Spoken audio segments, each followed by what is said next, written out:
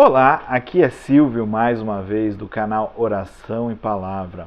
E hoje vamos falar a respeito de discursos vazios.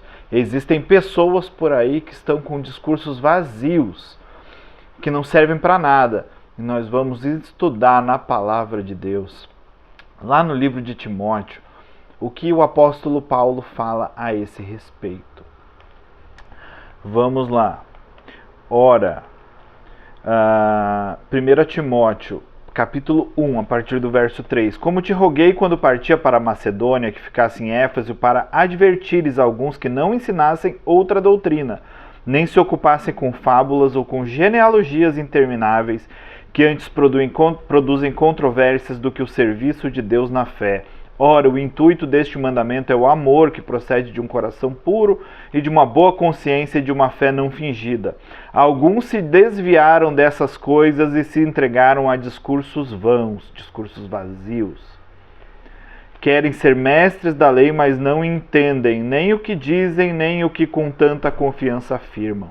Sabemos que, porém, que a lei é boa se alguém dela usa legitimamente, tendo em vista que a lei não é feita para o justo, mas para os transgressores e rebeldes, os irreverentes e pecadores, os ímpios e profanos, para os parricidas, matricidas, homicidas, para os devassos, os sodomitas, os roubadores de homem, os mentirosos, os que juram falsamente, para o que for contrário à sã doutrina. Então Paulo aqui está falando que ele colocou Timóteo para advertir pessoas que estavam com discursos vazios, apegados a fábulas, declarando ousadamente coisas que eles não eram capazes nem mesmo de entender. E nós temos visto muitos pregando uma série de mensagens que são simplesmente discursos vazios, discursos que muitas vezes dizem que amam. Aqui Paulo está falando que advertir é um ato de amor. Ele colocou Timóteo para advertir as pessoas que estavam se afastando de uma visão adequada do Evangelho, uma visão adequada da Palavra de Deus. E então Paulo coloca Timóteo para adverti-los porque os amava. Hoje a gente tem um discurso que diz que se você ama, você aceita qualquer tipo de coisa que qualquer pessoa possa estar fazendo. Isto está completamente errado na visão da Palavra de Deus. Na Palavra de Deus nós advertimos as pessoas a andarem conforme a doutrina correta, conforme os ensinamentos de Jesus. É muito interessante que esses que têm discursos vazios, eles imaginam que Jesus veio morrer na cruz para que nós agora vivêssemos exatamente como os gregos e os romanos viviam. Porque algumas coisas têm taxa de progressismo, taxa de modernidade, de coisas novas, mas é o estilo de vida que gregos e romanos tinham na época de Jesus. Jesus não precisaria ter pregado o evangelho, ele poderia ter utilizado a filosofia. A gente vai ver que a igreja cristã, muitas vezes, no início dela, teve problema com os gnósticos, que tinham uma doutrina que dizia que o que importava era a alma, o que importava é o espírito. Então, o que o corpo fazia não se aplicava às leis da religião. E então, basicamente, eles se lançavam em todos os tipos de orgias e coisas do gênero, porque o corpo para nada servia. A influência do platonismo na igreja.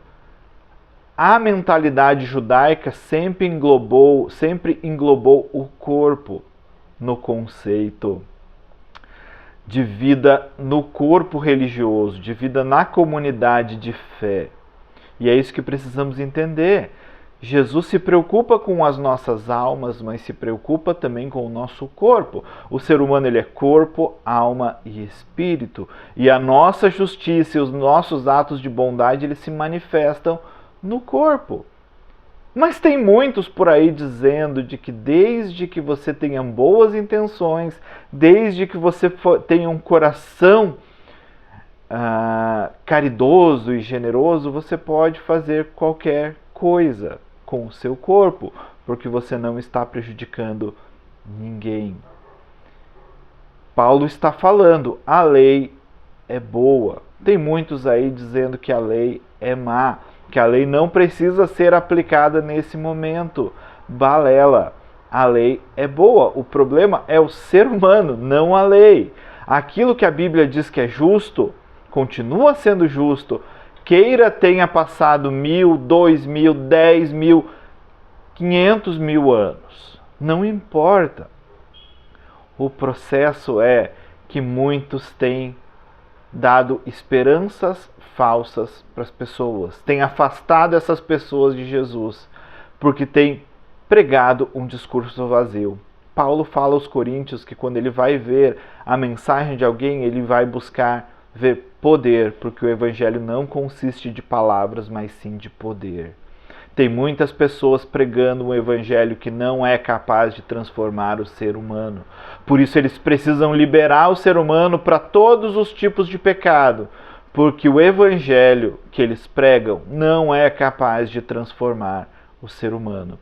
Mas o evangelho de Jesus, o evangelho que Paulo pregava, o evangelho que os apóstolos pregaram é o evangelho que tem o poder para ser a salvação dos homens, para que aquilo que era impossível para a carne, agora através do Espírito, seja possível. Não se engane, Jesus não veio para que você viva como um romano ou como um grego. Jesus veio para que você finalmente pudesse cumprir a vontade de Deus. Como fala em Efésios, recriados para as boas obras que Deus de antemão colocou para que nós andássemos nela. A salvação é pela fé, ela é dom de Deus, ela não vem por obras para que ninguém se glorie. A salvação é ato exclusivo de Jesus, que morreu na cruz pelos nossos pecados, mas as boas obras são o reflexo de um relacionamento que temos com Jesus através do Espírito Santo. E isso é poder para que a gente possa viver em novidade de vida. Em Romanos fala que aquilo que era impossível à carne, Deus, através do seu Espírito, tornou possível. E diz que aqueles que são do Espírito inclinam-se para as coisas do Espírito. Não caia em discursos vazios. Não caia. Simplesmente querem que você continue satisfazendo os desejos da carne. Não caia nessa balela. Discursos vazios não são capazes de salvar. Eles trazem uma esperança falsa e você sabe. Você que tem acreditado nessas mentiras sabe que elas não são capazes de trazer novidade de vida e a certeza de que Jesus está com você. Não caia em discursos vazios. Não caia em discursos furados. Viva o Evangelho. Viva essa doutrina. E você vai encontrar o Deus que ressuscita os mortos. E aquilo que era impossível para você, Jesus vai tornar possível. Muito obrigado por você que chegou até aqui.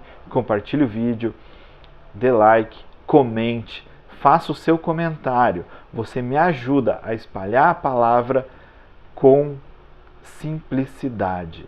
É isso que precisamos. Simplicidade, não de discursos elaborados, mas do poder de Deus para a transformação das pessoas. Obrigado a todos.